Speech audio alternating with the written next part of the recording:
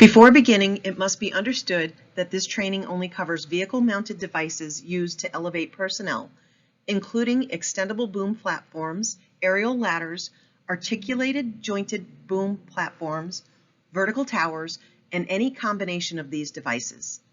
We can't stress enough how vulnerable you are to the many different hazards associated with using an aerial lift.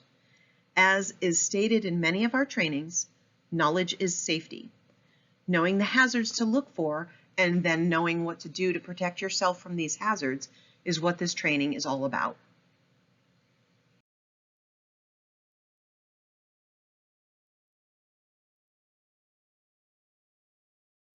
Aerial lifts have replaced ladders and scaffolding at many workplaces due to their mobility and flexibility.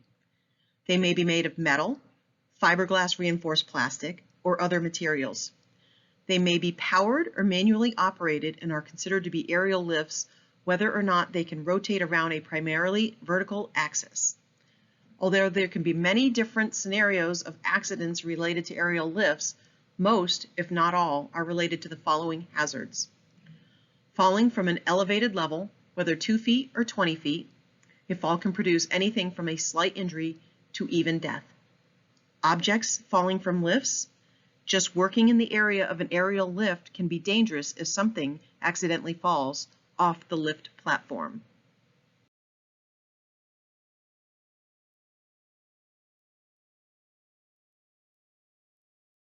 Tip-overs, ejections from the lift platform, structural failures, collapses, electric shock, electrocutions, entanglement hazards, being crushed between the aerial lift and another object, contact with ceilings and other overhead objects.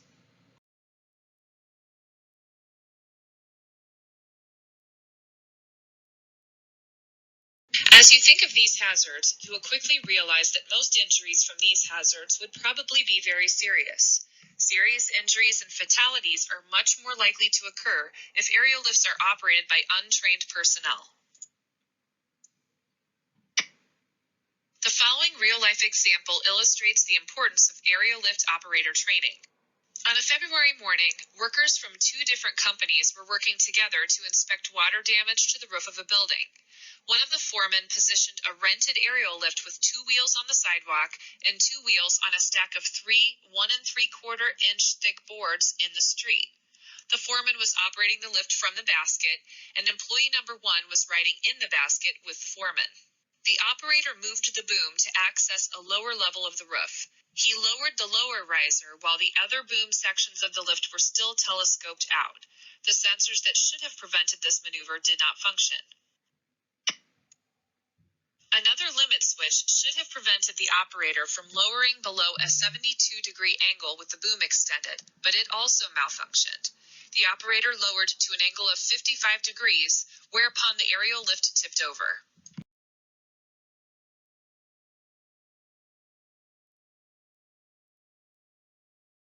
As it fell, the machine's basket struck the corner of a neighboring building. Half of the basket was sheared off, and the operator was thrown to the second-story rooftop. The rest of the basket and employee number 1 were thrown into a fire door leading to the fire escape of the 4th floor of the neighboring building. Both workers were transported to the hospital for treatment, where employee number 1 died. The operator had not been trained in the proper procedures for operating an aerial lift. He had never received specific formal training for the lift that he was operating and did not know its operational limitations. He did not perform any pre-work checks or inspections which would have identified the malfunctioning switches. With this example in mind, we are going to move into the training and retraining requirements for those using aerial lifts.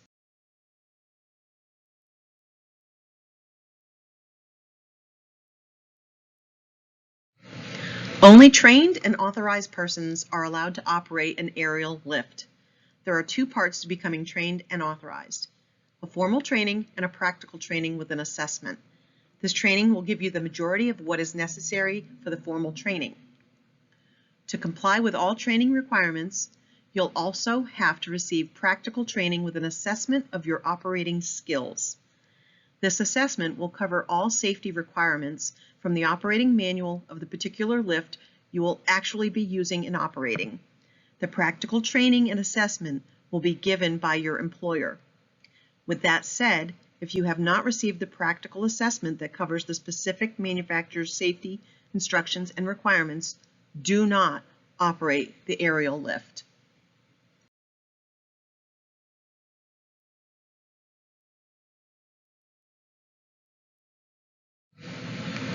The following is a list of items to be covered during the required trainings. Some will be addressed in this online training and some in the practical trainings and assessment. Explanations of electrical, fall, and falling object hazards. How to recognize and avoid unsafe conditions. Demonstrations of the skills and knowledge needed to operate an aerial lift before operating it on the job. When and how to perform inspections. Instructions for correct operations of the lift, including maximum intended load and load capacity.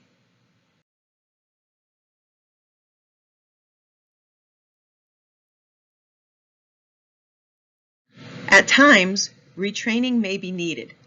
The following are specific conditions in which retraining will be required. An accident occurs during aerial lift use. Workplace hazards involving an aerial lift are discovered. A different type of aerial lift is used. If you're observed operating an aerial lift improperly.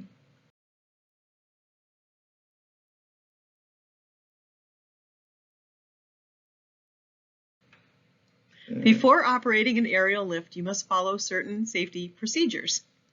These procedures can be split into two parts: equipment inspections and work zone inspections.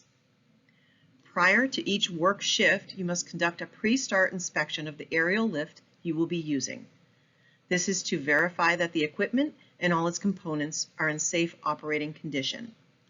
You must follow all manufacturer's recommendations and inspect the following vehicle components: proper fluid levels, oil, hydraulic, fuel, and coolant, leaks of fluid, wheels and tires, battery and charger, lower level controls, horn, gauges, lights and backup alarms, steering and brakes, and limit indicators.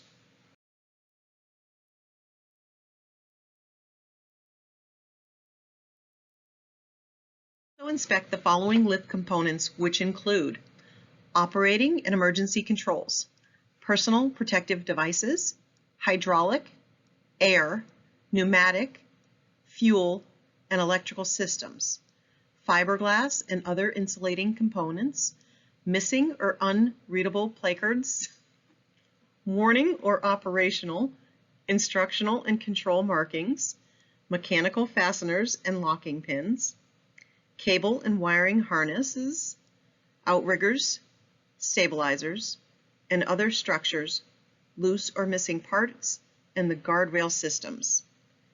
If there are any issues found with any of these components, you'll want to remove the defective aerial lift from service by placing a tag on it until repairs are made by a qualified person.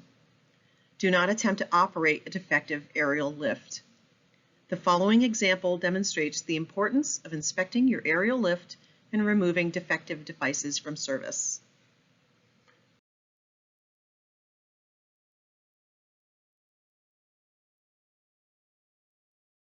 Employee number 1, a steel worker, was engaged in open web bar joist installation at a height of approximately 14 feet. Employee number 1 was maneuvering an articulating boom aerial lift into position under the bar joist. The aerial lift had a malfunction in the forward and reverse travel lever. It had been previously noted that the lever had a tendency to not fully return to neutral position once the lever was released, and the safety device on this lever was broken. Employee number 1 traveled forward, released the defective lever, and then immediately started booming up between bar joists, not realizing that the aerial lift was still traveling slightly. Employee number 1 was caught between a bar joist and the equipment platform that was unable to reach the controls to shut down the aerial lift. Fortunately, Nearby co-workers were able to stop the aerial lift utilizing the ground controls and lower employee number 1 to the ground. While most incidents of this nature end in tragedy, employee number 1 was lucky to suffer only minor injuries to the chest, shoulders, and back. He was treated at the hospital and released later that same evening. Never run the risk of operating an aerial lift that is found to be defective during a pre-work inspection.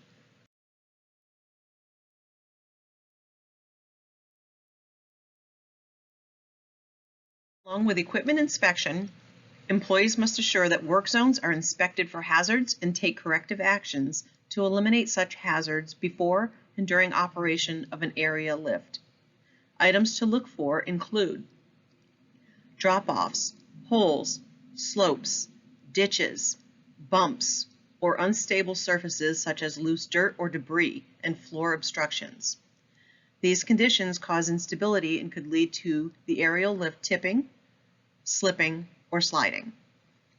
Inadequate ceiling heights, overhead electric power lines, and communication cables. Other overhead obstructions. Crushing injuries and electrocutions are common around these types of hazards. High wind and other severe weather conditions, such as ice, other hazardous locations and atmospheres, and the presence of others in close proximity to the work. Dangers such as falling objects may occur under these circumstances. Holy crap.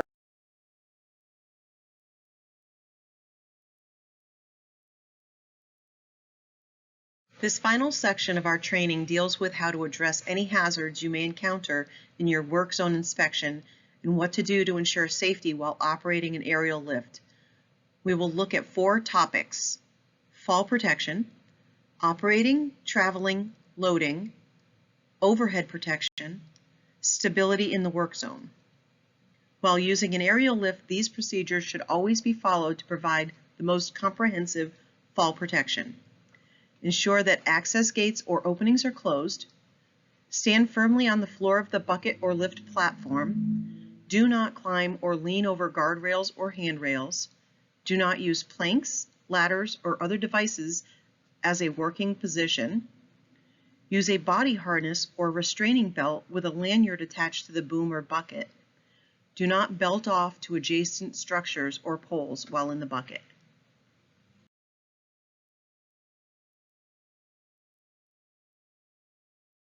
When operating, traveling, or loading an aerial lift, follow these procedures. Do not exceed the load capacity limits. Take the combined weight of the workers, tools, and materials into account when calculating the load. Do not use the aerial lift as a crane. Do not carry objects larger than the platform. Do not drive the lift platform raised unless the manufacturer's instructions allow this. Do not operate lever controls unless permission is obtained from the workers in the lift, except in emergencies. Do not exceed vertical or horizontal reach limits. Do not operate an aerial lift in high winds above those recommended by the manufacturer. Do not override hydraulic, mechanical, or electrical safety devices.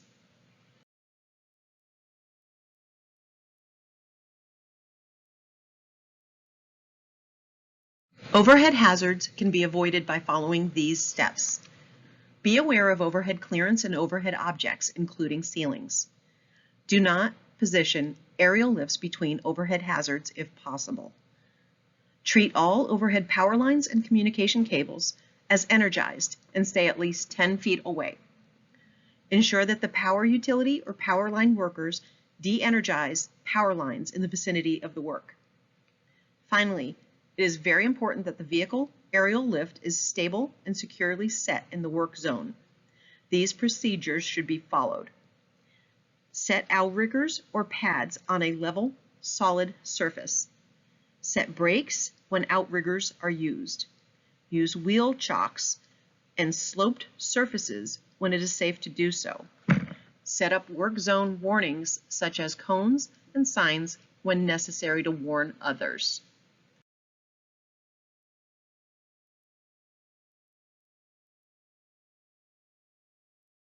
Before wrapping up, let's look at one last real-life example. This one is a bit different because it's not a cautionary tale of what not to do, but an example of how following the rules really does save lives. At 10:30 one morning, 2 employees were installing an arm on a new 200-foot power pole. They were working at the 150-foot level in a boom truck. Both employees were ejected from the boom's basket when the aerial lift began to lean to one side. Now, you may be thinking, these employees obviously didn't do everything right if their aerial lift started to lean. And you're right, they probably didn't. But thankfully, each employee was wearing fall protection equipment. Though they were hospitalized due to injuries related to that equipment, both employees were able to escape the certain death of a 150-foot fall.